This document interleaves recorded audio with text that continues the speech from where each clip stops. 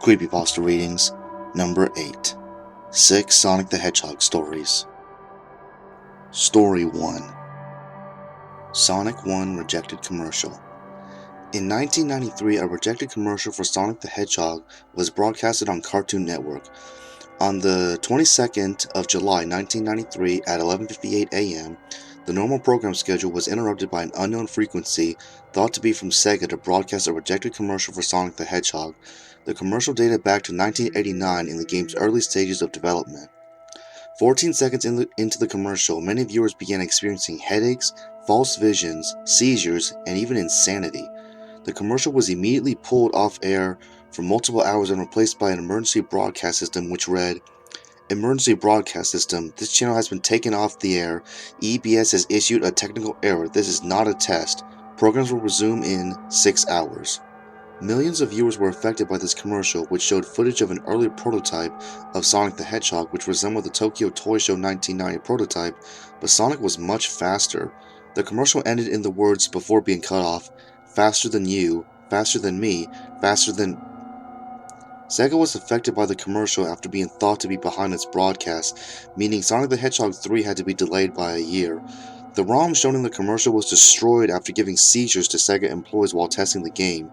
Yuji Naka, the creator of Sonic the Hedgehog, had to recreate the game but much slower for the Tokyo Toy Show. Only a few VHS tapes of the commercial exist. The commercial's powers affect the VHS, meaning they have to be stopped before the seizures kick in.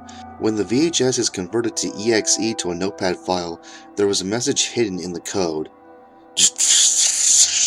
Faster than you, faster than me, faster than God.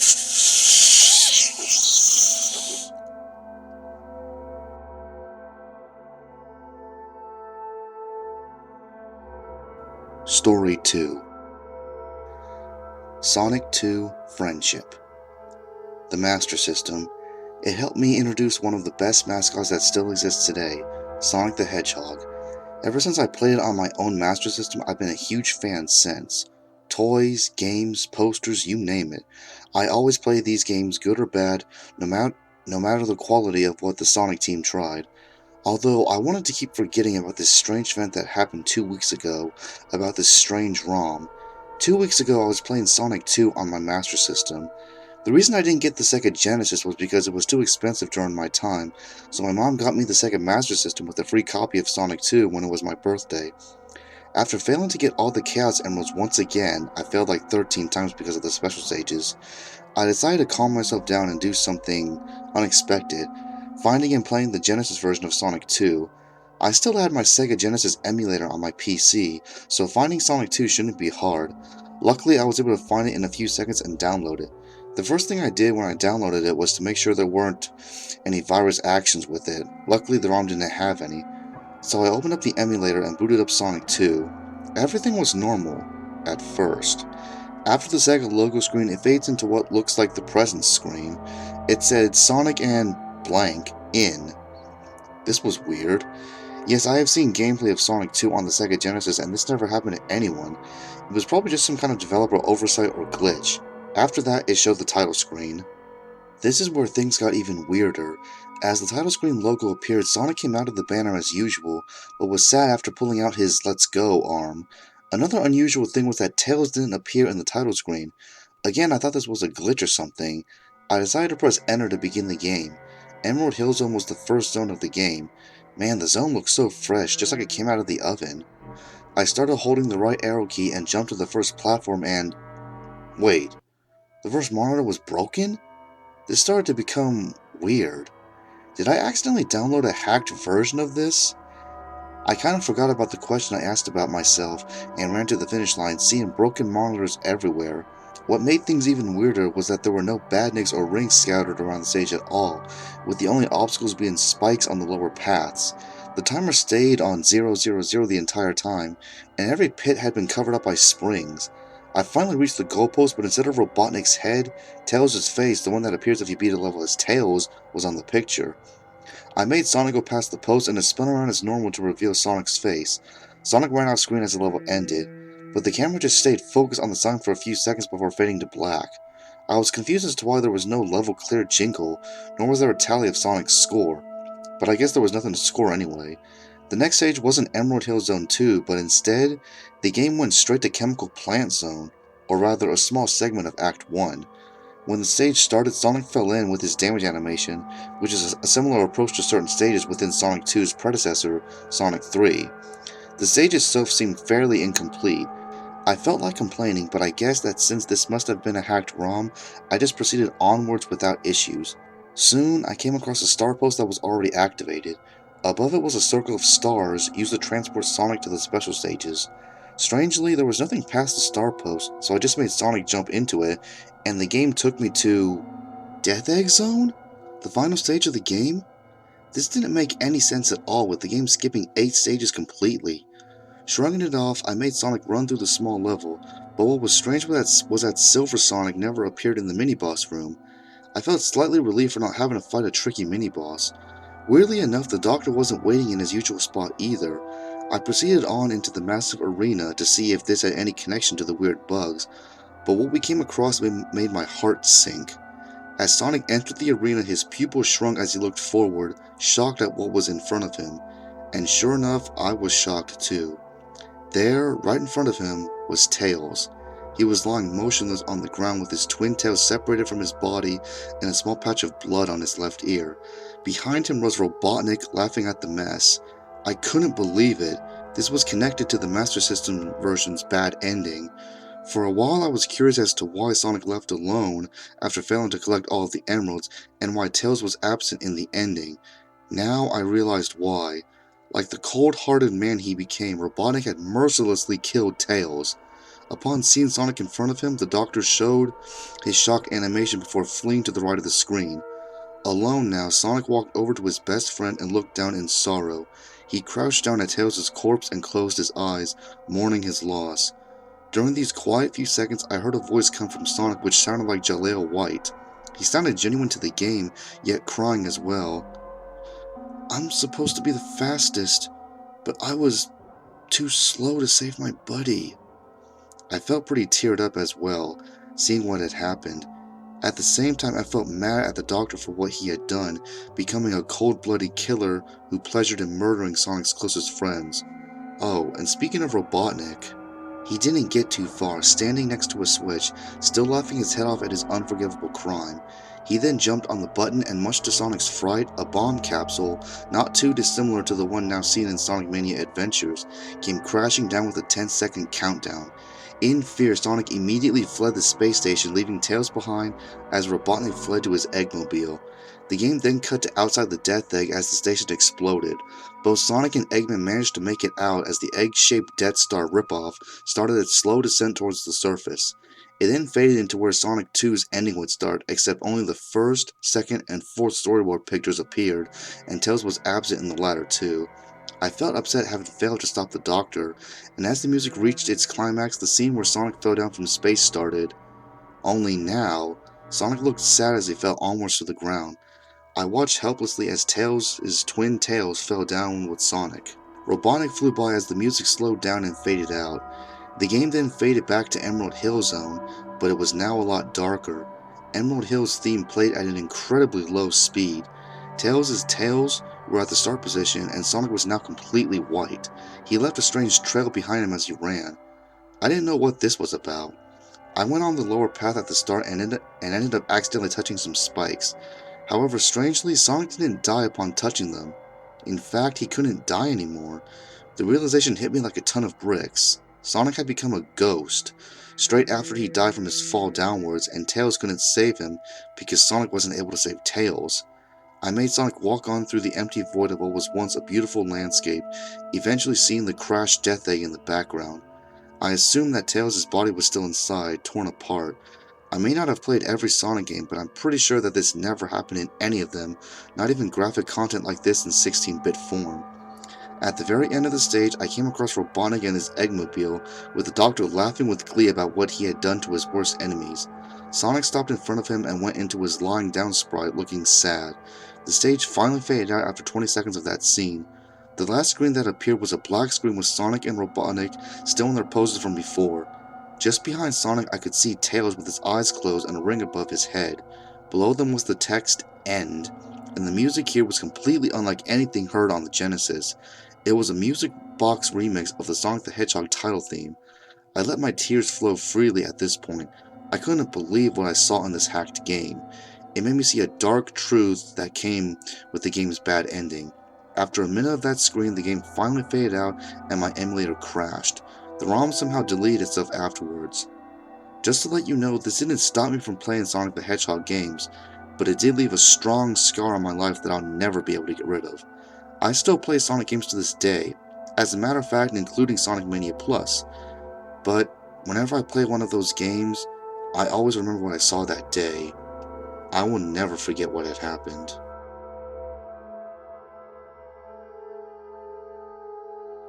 Story 3. Sonic 3 Fighter Sonic. Last week I downloaded a ROM image named FighterSonicBootleg.gba. I imagined playing this bootleg game for many years, so I launched the MGBA emulator to run it. The game booted normally, but when I pressed start, the title screen garbled for a second. Then I heard, you guess what? Sonic laughs. The game suddenly turned to a zone that I've never seen on the video before. The title card is garbled, so I didn't know what zone it's. The layout of the level is similar to Alp Snowfield, but all the sprites are bloody except Sonic itself. When I got half the level, the screen faded black. The game suddenly showed a message. Syntax is legal. If you buy a copy of any of its games, you are dead. After a second, it turns into another level. The level itself are garbled. When I jump on the start point, Sonic fell down. I got a game over. Then the emulator crashes. Strange, right? Okay, it's time to test it on a real GBA. I goes to the garble level again and got a game over. After a while, Sonic laughs again. Then it faded to an disturbing message saying, "He was first, you are next. Once you see the red light, you will die." I was so scared and I even cried. And it faded into a message reads, "Don't download illegal copy of my games or you will..." Wait, oh my god, why is this written so bad? And it faded into a message reads, "Don't download illegal copy of my games or you will caught by me, Sonic." The next day, I smashed my GBA, turned on my computer, deleted all Sonic-related illegal ROMs and other stuff. I cannot see Sonic once again from now on. I can't explain why, but when a ROM pack finished download... What? I can't explain why, but when a ROM pack finished download, I deleted all Sonic-related ROMs in the ROM pack. I still don't know who put this ROM online, but I hope someone will not download this ROM again. That's all. Good fucking lord, what the fuck was that? I had a bit of trouble reading that one. But anyway, moving on.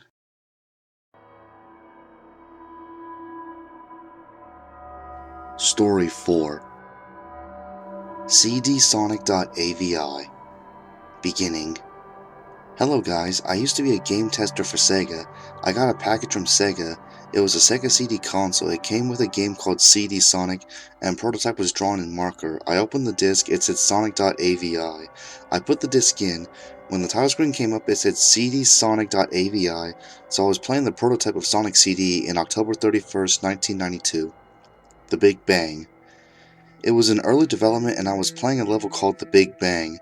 What happened was it was starting to get a little creepier.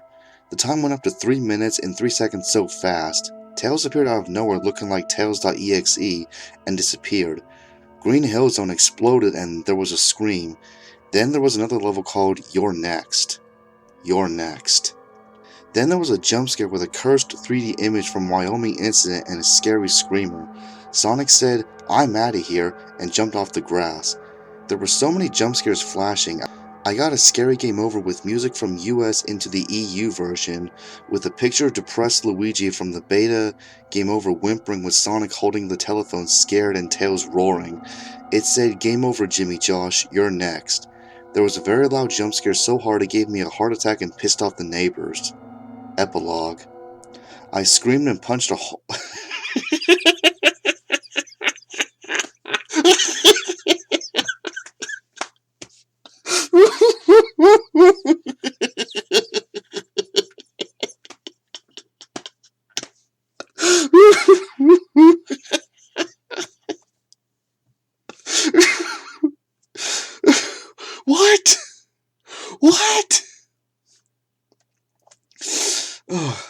I'm sorry, let me try that again. Epilogue.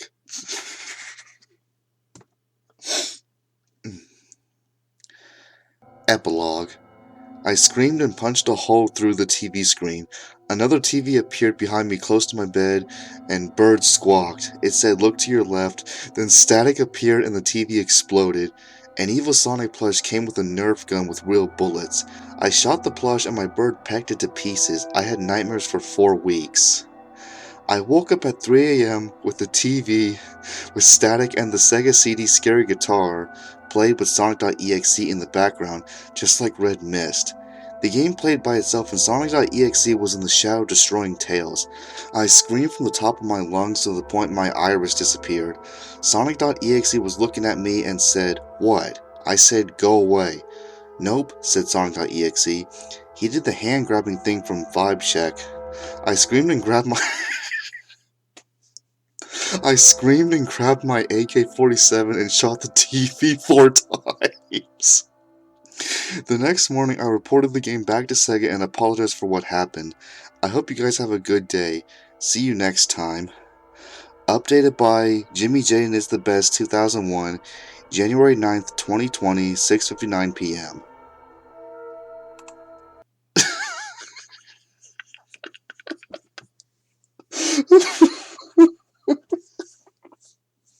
What the fuck? Oh god. How do I find these stories? My god. Ugh.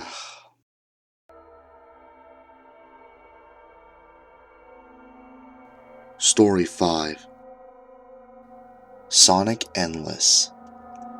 I am what you call a very loyal gamer towards the classic franchises such as Pokemon, Mario, Zelda, and especially Sonic, while many modern gamers scorn at such titles in favor of more graphic and violent games such as Call of Duty and Dark Souls. I've always been pretty stuck to childhood classics. As a huge Sonic fan, I look forward to playing every new release, good or bad, despite the reviews of the public who usually dub a Sonic game terrible because it did not meet up to their expectations. I usually had little expectation to save any potential disappointment upon going into a new title and like the games for what they are worth. However, I feel that I can agree with some people that the franchise should cease and move on, and not just because I feel it's lacking, not at all. It is because of something I witnessed and came to understand 2 days ago. I was sitting at my laptop adjusting my Yu-Gi-Oh cards for a club I go to on Mondays while watching a few videos on YouTube until I came across the official teaser for Sonic Boom Fire and Ice. While I played Shadow Crystal and was up to speed on the cartoon, I had little knowledge on the Wii U version due to lacking such a console. Only the opinions of others filled me in, telling me that the game was worse than Sonic 2006. I couldn't help but feel people were over-exaggerating as usual. After all, I am part of the fanbase and know my kin act. Feeling intrigued by the teaser, I wanted to play a Sonic game since it's been quite a while due to my more busy life. I hardly ever get to play games nowadays and went to get a Genesis emulator and ROM of the original game. While I was able to get the emulator easy, getting a ROM for the original Sonic 1 was a task in itself due to many ROM sites I went to were shut down due to copyright infringement, which is a growing issue to play games at present. Site after site, I eventually began to become frustrated, cursing under my breath, until I soon came across a site that seemed a bit shady. Knowing full well about malware and viruses from sites like this, I hesitated until I came to acknowledge that my antivirus would handle any attempts of infection. I clicked the site. Nothing wrong so far. My antivirus didn't notify me and instantly blocked the site, so I shrugged it off and attempted to download the ROM. Same result as my antivirus did not reject the download. It's probably safe, I thought to myself, as I extracted the file and started on my emulator. The game started up normally with the usual Sega logo and Sonic Team text. When it reached the title screen, no music played. A glitch, I thought, whilst dreading the idea I would need to try to find a better working ROM until Sonic appeared out of the title ring. His expression wasn't the usual smug and cocky persona he usually showed. No, it was depressed and lacking in energy. I got angry and cursed loudly at the fact I got a hack instead of the original game, but I swallowed my pride and decided to try it out, hoping for a good trade-off. As I pressed start, the game instantly threw me into the first level with the title card saying, "No more." No more what? I asked myself, as the title card moved revealing the stage, and to my surprise, I saw Green Hill Zone in a different light. Green Hill Zone was dead and lifeless. No, it wasn't filled with blood or gore like some crappy ghost story. It was lifeless in a sense that nothing or nobody was living there, to the point the hill was abandoned, the level was silent, and lacked any background music, period. I drew my gaze to Sonic. Sonic himself stood quietly looking at the ground, almost like he didn't have any vigor, just like in the title screen. I noted how bizarre this hack was and proceeded to move Sonic, realizing he didn't pick up any speed and only hobbled forward. At that point, I noticed I was on 0 lives, which was impossible normally, because the original Sonic game was one of those early games that would end if your life counter hit 0, instead of giving you one last chance. The zone itself was empty, lacking any badniks, rings, or obstacles. The plant life was very still and had a color palette to potentially imply they rotted away from neglect. As I moved Sonic through the abandoned green hill, which was a time killer due to how slow he was moving, I eventually came across my first trail of rings, which were positioned in such a way they made out letters, words even. Let it end. I read this sentence and sat in thought to if there was some symbolism involved in this hack trying to give a message across. I moved Sonic past the trail to another set of rings forming a word. I can't take it. Who was leaving this trail besides the hacker who made this game? Was this another one of those horror story fan games? Was it one of the other characters with a death wish? I really didn't know and had to keep moving to find out. Suddenly, I jumped as Sonic turned to look at me. I know that this hack was acting like it was aware, although a part of me wondered if the game and its titular characters was indeed trying to tell me something. I gulped and continued to move Sonic to the next formation of rings, fearing what they will say next. They hate me. This concerned me to whom was saying these sentences and was half expecting a jump scare at this point, only for the game to continue in its own definition of normal. I moved Sonic to the next ring sentence. They ruined me. I started to get a big idea on who was saying all these messages. Sonic. I knew that the series hasn't been doing terrifically well since Sonic Adventure 2. In some cases, Sega were trying too hard to make the next best game, but only to miss the fans' opinions. But was this just some troll's idea of a funny yet depressing bash, or was it Sonic trying to send a message? As I proceed to move Sonic across the stage, the ring lineup, the messages became more and more depressing. The rings were forming sentences such as, I don't want this, and let my legacy rest, to no more games. It was apparent that this was the cries of Sega's once fully successful and beloved mascot, wanting his adventures to end so that people's memories of him would not become tarnished by every game that was to be poorly received due to high expectations that wouldn't be met, and in the case of some of the games such as Sonic 06 and what I've heard about Rise of Lyric, poorly optimized games that were rushed for the sake of Christmas sales. I was starting to feel depressed and kept trying to tell myself that this was a sick prank made by someone who looked down on the franchise and its fans, but alas, my feeble mind believed in the paranormal. Eventually, I reached the supposed end of the stage that looked just like the boss location for Green Hill, yet there was no sign of Dr. Robotnik/Eggman, who would of course show up to challenge Sonic at every end of the zone. Yet why didn't he show up this time? Could the Doctor have also abandoned the Green Hill like every other living creatures to leave Sonic all alone? Sonic slowly sat down in the dead center of the screen and slowly began to sob. He sobbed for a good minute or so until he got up. He looked at me once more before running to the right, which led to a bottomless pit. He then jumped into the pit and did the usual death animation. Nothing gory or demonic, just a little sound effect with Sonic's dazed yet surprised face as he shot up and down.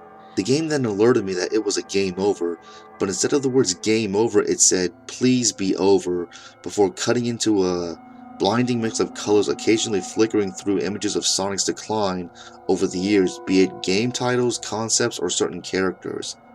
After all this, it cut to black and displayed Sonic falling from the top of the screen before hitting the ground. While he would normally have survived such a fall, he hit it with a crunch, not unlike the usual tile-breaking sound. As I sat here wondering what will occur next in this bizarre symbolistic ROM hack, I jumped in surprise as the words "Gold influences the selfish" appeared on screen in the same text font for the try again text in the game's bad ending. The game reset through the exact same logos, and when it went to the title screen, Sonic looked even sadder than before, as if he had gone through this exact same sequence over and over again. Curious, I played again, going through the same sequence 3 or 4 times. Each time the game returned to the title screen, Sonic looked more and more depressed, even with a few bruises mixed in on his face. After seeing this, I hastily shut down the game and sat in horror after it clicked in my head. to what this was all meant to mean. Sonic was trapped in this eternal cycle game after game, forced as Sega's little marketing gimmick to fill their pockets with cash. The concept, if you think about it deeply, is sickening if you consider this an all-too-real interaction to reach out to a fan, akin to that of a defenseless bear forced by some sick bastard to perform for their own gain. All that happened, the empty green hill, the messages, the suicide attempt, the images, all symbolism to what Sonic wants but cannot have due to the fact that he is still alive because Sega wants him to be for monetary value.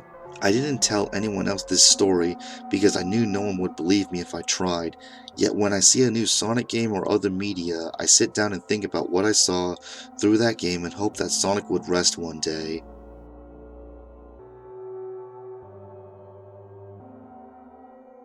Story 6. What Sonic means to me. Before I start my reluctant yammering, I thought I should familiarize myself with whoever is hearing this. My name is Todd Smith, and my obligation was working as a beta game tester for Sega, but that all changed. Now I'll give you some background as to where this all began.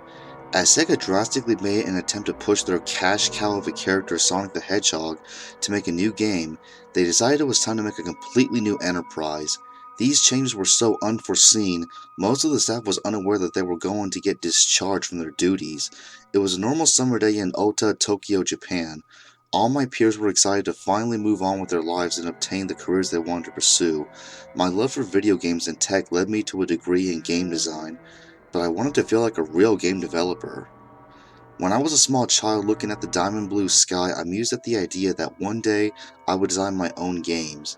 I used to draw characters in my notebook, detailing precisely how I wanted them to look, their physique and attitude, even what they would do, whether it be save humanity or do robust deeds for others. I'd studied up on Shigeru Miyamoto and the process he went through so he could become one of the greatest icons in gaming. I'd always had greater interest in Sega though. Their games fascinated me. I always heard stories about the one they called the Blue Blur. I had an eagerness to know more about this mystery persona, so I went with some friends to the library. I was too poor at the time to afford the now fine scenario and widely known Sega Genesis. My parents were also lacking funds to buy me a personal computer, PC, go figure. As I dug deeper and deeper into the world of my now childhood hero Sonic, I felt fondness for the series instantly. My friend Robert often reminds me how I was at the brink of tears when I could at last comprehend the world of video games. So there's a long, monotonous history of my love for Sega's games and characters, but what I had to go through was not a lighthearted and jovial experience like my discovering of Sonic was. God, how I beg and plead it would have been. I had applied to be a character designer when I first attempted to make a career for myself at Sega.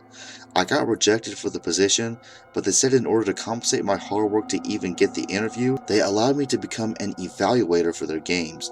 I basically squealed with delight when I had heard the news, and I thanked Mr. Haruki Satomi for allowing me the position. I could barely keep the steering wheel straight as I drove home to tell my parents the great news, though I knew they would question me. They never did like the idea and love I had for tech and game design. I drove at the speed of light through the dark neighborhood. It was like I was in a trance that didn't let my body acknowledge my surroundings. When I finally arrived, I saw my father and greeted him. I explained everything to him and he hugged me as we murmured, "Thank you," and we finally did it. My brother George dropped out of college and my parents never went to school, so I was the first to graduate and get a career in life. The rest of the night was a mix between enlivened celebration and burning jealousy. So that leads us to that horrendous day. The day I walked through that godforsaken door and played that sick and twisted game. I awoke, did my daily morning routine and turned on the television. I nearly suffocated on my cereal when I saw the headline for this morning's news. Haruki Satomi, John Chang, and Jurgen Post have been fired for game fraud. I felt my spine freeze like an ice cube when I heard this. Mr. Satomi would never commit game fraud. I repeated this phrase in my mind over and over until I wouldn't forget it. Hell, that's how I can still remember it. Minutes whirred by like hours when suddenly my home phone rang. I answered it as I forced myself to speak. The conversation went like this. Me. Hello? Mr. Redacted. Yes, Mr. Smith? This is Mr. Redacted. I am calling to inform you that Mr. Satomi has been disbanded from our company. Me. Yes, I am aware of this. Mr. Redacted. You will come to the Sega offices immediately for a debriefing and a discussion of our newly designed game. I am aware that you are the evaluator for Sega Incorporated games. Me. Sure thing, boss. I'll be right over. As I hung up, I felt this urge to just call back and quit. I was so insecure about how today might go, but I convinced myself otherwise. As I got in my car, that feeling came back. Fear coursed through my veins. It was like something in my body was telling me to not go, but I ignored it. I wish I hadn't. I observed how the clouds appeared to absorb the sun since traffic slowed me down a bit. That final puny resistance I managed to overcome came back one more time, but I shook it off. My body was starting to irritate me. I blamed it on my empty stomach since I hadn't finished breakfast. As I walked through the door, my old coworker, Patty, wasn't at the desk. Not wanting to be rude, I simply said, "Good morning." "You're late," the mystery woman replied. I apologized and she appointed me to the meeting room. When I arrived, the man I had spoken with on the phone shook my hand and respectively I shook back. I noticed his eyes widen as he looked at me. His hands started to sweat. I took my seat, not wanting this to get worse than it needed to. The basic rundown of what he explained was that he had hired a new company to work on the new project he had assigned to a corporation I had never heard of. He told me the game was ready, but it needed to be tested for both a rating on the ESRB with a detailed report of the intensity it may or may not cause. They also wanted to know if any glitches they needed to patch just in case. My brain was like it had a tornado inside it, throwing words in my head and flinging them out of my ear, so I just went with it. Though I found it strange for them to want me to test it now. I went into the testing area and the security basically shoved me in there. I was going to ask why they had done it, but I let it slip, not wanting to mess up on the first day of the gig. So I placed myself in the seat and I have to admit I was pretty excited. As I had mentioned before, the only times I could go where I got to play the classic Sonic games was when I went to Robert's place. Since I never could stay long periods of time with him, my parents wanted me to focus on school. I couldn't sit myself through a game to completion. So this was the closest thing to my first experience. I picked up my controller and expected one wild ride. My anticipation grew stronger and stronger, but the game stayed as a black screen for about 30 more seconds. When the game finally did boot up, it showed a beautiful cinematic of our little blue friend running through the gorgeous emerald green hills. Soon I could see Tails in his shiny tornado plane. He flew near Sonic and greeted him. The Hedgehog replied back with his usual wink and smile as he continued to run, but then Tails did something that was unlike his character. He started following Sonic with his plane's blades, while he continued to give Sonic that plastered-on smile. Thankfully, Sonic managed to avoid what would have been a brutal scene. What the hell was this doing in a game designated toward the young audience? This was either a sick joke or some insomnia-induced mess. My body shivered at the idea that Sega would even consider doing something like this. I had to take a break from this whole thing. There was no way I could take this shit without having a moment to recollect my thoughts. Soon after, the COO of Sega came in and asked, "How do you like the game so far?" I was seething with rage. I wanted to turn right around and pop this guy in the face, but I simply responded, "Maybe you should consider remaking this. It would be strange to your fans if you released this to your fans and they had to go through this bullshit." I felt at that time that I wasn't thinking straight. I walked out on him, but I now know that was the best choice I had ever made. I was up pretty late when on the news the reporter said this: "This is a very depressing day for Tokyo. Word of a Sega lead commander's leading acts of cannibalism. The so-called employees of the company were said to have taken the position of former workers, though when the former president of Sega, Haruki Satomi, was said to have resigned, he was never found. Many witnesses say he never returned home." My body blocked out the rest of the TV sounds.